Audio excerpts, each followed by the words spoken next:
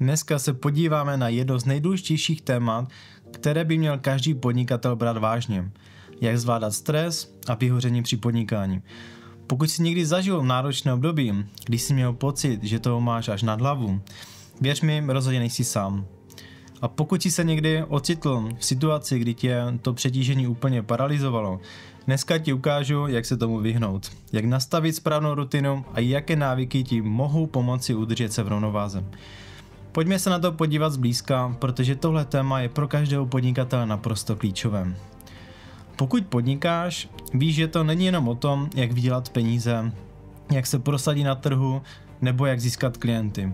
To všechno je samozřejmě důležité, ale aby ses dostal k dlouhodobému úspěchu, musíš si uvědomit jednu věc. Zdraví je to nejdůležitější. Podnikání je totiž maraton, nikoli sprint.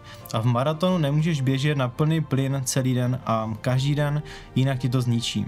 Podnikání jde o to, jak se vyhnout tomu, aby tě stres přetížil natolik, že ztratíš nejenom energii, ale i smysl pro to, co vlastně děláš. A teď si to vezmeme z mojich osobních zkušeností. Vím, o čem mluvím, protože jsem si tím sám prošel. Už jsem zažil menší vyhoření a věř mi, není to nic příjemného. Když jsem si procházel tím obdobím, bylo tak silné, že jsem se doslova nemohl podívat na svůj počítač, aniž by necítil stres nebo úzkost. Možná si to ani neumíš představit, ale bylo to tak hrozné, že jsem neměl sílu otevřít e-maily, natož jednat s klienty nebo řešit nějaké pracovní úkoly. Bylo to, jako bych měl pořád nějaký obrovský kámen na prsou, který mi bránil se soustředit na cokoliv jiného.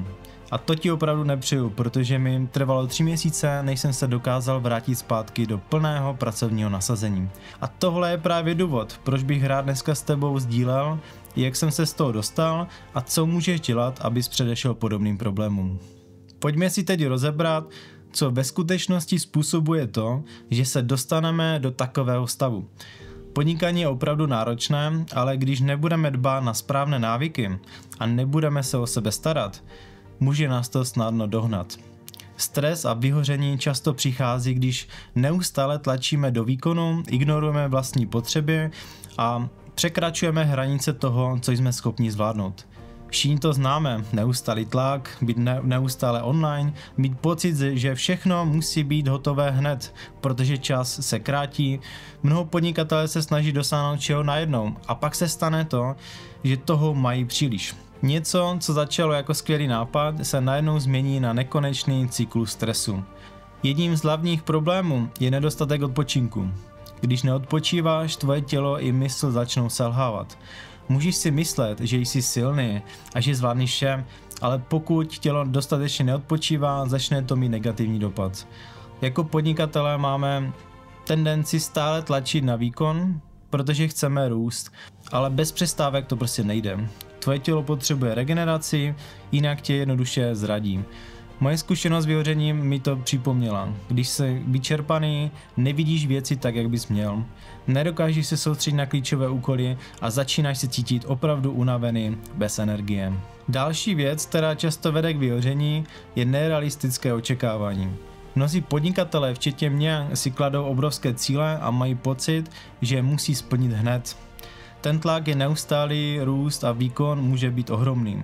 Ale když se k tomu přidá ještě perfekcionismus a neschopnost delegovat úkoly, vzniká dokonalý recept na vyhoření. Myšlenka, že musíme zvládnout všechno sami, je opravdu neudržitelná. Pokud se na to podíváš zblízka, zjistíš, že takto tvoje podnikání může rychle upadnout do chaosu.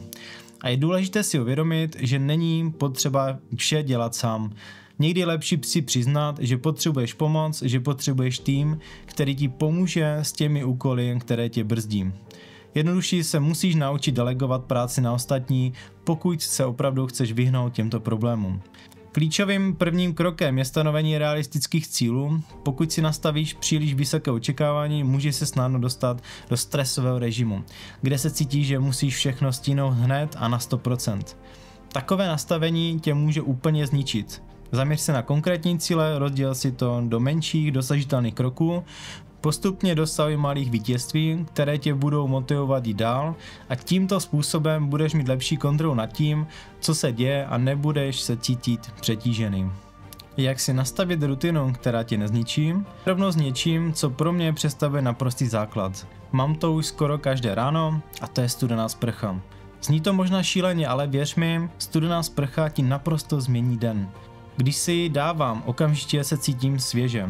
Jako kdybych měl do nového dne spoustu energie a síly. Je to jeden z nejjednodušších a nejrychlejších způsobů, jak začít den, který tě přímo nabudí a připraví na výzvy, které tě čekají. Když se cítíš unavený nebo bez energie, studená sprcha ti zlepší prokrvení těla a urychlí metabolismus. Je to způsob, jak tělo a mysl dostat do režimu jsem připraven čelit výzvám, studená voda tě okamžitě probudí, ale zároveň tě to i učí, jak zvládat nepohodlí. A co víc, studená sprcha zlepšuje imunitní systém a má uklidňující účinek na nervy a právě díky tomu se dokážeš lépe vyrovnat s každodenním stresem. Pokud studená sprcha není úplně tvůj šálek kávy, můžeš začít postupně. Třeba střídat studenou a teplou vodu, nebo si na to prostě zvyknout, protože čím víc to děláš, tím víc to bude přirozené a tvé tělo si na to zvykne. A když už mluvíme o fyzické aktivitě, je to důležitý krok pro to, aby ses udržel nejenom produktivní, ale i zdravý. Další věc, která je součástí mojí rutiny a bez které bych se neobešel, je silové cvičení. Mám to několikrát týdně a je to pro mě nezbytnost. Možná si říkáš, že podnikatel, který tráví hodiny u počítače, nemá čas na cvičení, ale opak je pravdou. Když se pravidelně věnuješ silovému tréninku, zlepšíš nejen svou fyzickou kondici, ale taky svou mentální sílu. A to je pro podnikání klíčové. Fyzická aktivita je totiž něco, co ti opravdu pomůže zvládat stres. A když si v tělocvičně soustředíš se jen na svůj výkon a tělo, což ti pomůže vypnout od práce a přenastavit mysl. Dávám si silové tréninky, protože mi to pomáhá zůstat fyzicky zdravý a odolný vůči stresu. Ale nejen to. Silový trénink je pro mě způsob, jak se udržet v duševní rovnováze. Když zvedám činky, cítím se silnější nejen fyzicky, ale i mentálně. Vím, že dokážu překonat jakoukoliv výzvu. A to nejenom v tělocvičně, ale i ve všech výzvách, které mě čekají v podnikání. Pokud chceš zůstat silným a v pracovních výzvách, doporučuji pravidelně cvičit. A pokud nejsi fanoušek tělocvičny, můžeš zkusit jiné aktivity, které ti pomohou. Třeba běhání, cyklistiku nebo jogu.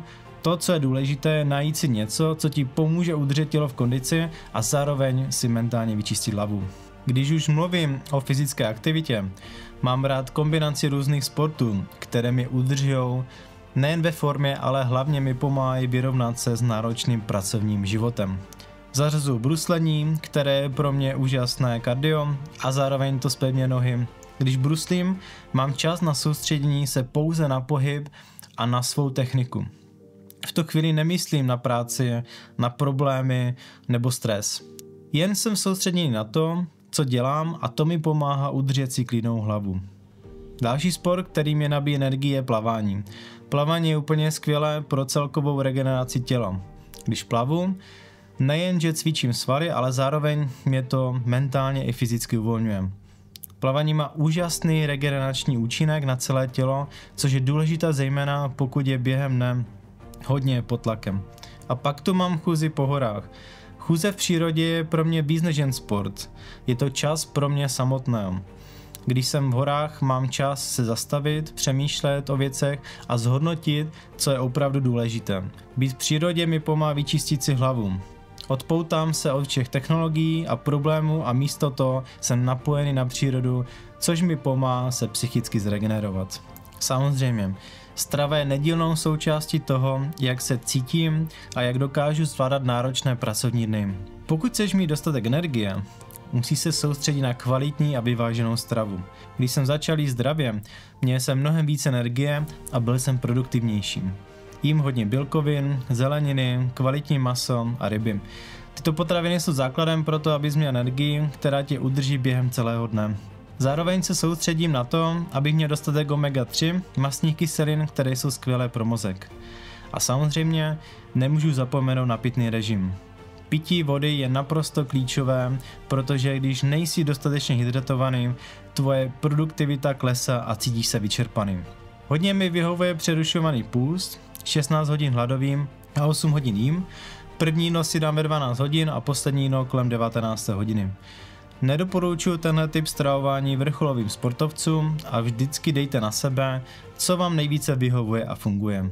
Pokud chceš být dlouhodobě úspěšný, musíš si opravdu dát pozor na to, jak se vyrovnáváš s pracovním stresem.